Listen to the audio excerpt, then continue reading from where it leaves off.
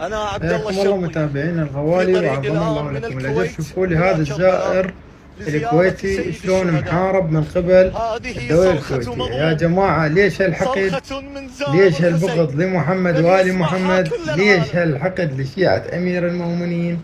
قسما بذات الله ما عندنا حقد على أي ديانة وعلى أي مذهب. ليش حاقديننا؟ ليش تكرهونا؟ ما أعرف. يا أخي زاير ليش تأذيه؟ ليش؟ وللعلم هو ابن بلدك، ولا عليه قضية، هو كويتي مو عراقي. هسه لو عراقي نقول ما يخالف، هو كويتي انت تأذيه ليش؟ فقط لأنه يحب علي، فقط لأنه يجي زار للحسين تاخذ جوازه وتسوي عليه سجن وإقامة جبرية. هذا فقط لأنه غلط، لأنه حب علي، لأنه حب الحسين.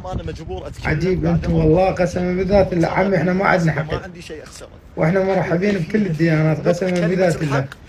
ولهذا احنا متمسكين بمحمد وآل محمد، لأنه نحب كل الديانات وما نحقد على أي ديانة. من زيارة أئمتي وسادتي الطهر من آل محمد. شوفوا لي شو مسوين. وهذا الزائر جاي يروي قصته جواز سفر للملأ. حق إنسان، أبسط حق للإنسان أن يطلب لنفسه حق التنقل. هذا الحق أنا ما أملكه. نحن نصبر على كل شيء. منعتوني من الدراسة في الخارج، منعتوني من الزواج، بتزوج ماني قادر. الناس تقول هذا عليه قيد أمني. 5 سنوات نصبر على كل شيء إلا على فراق الحسين. والله ما نقدر طوال هذه السنوات. كم وكم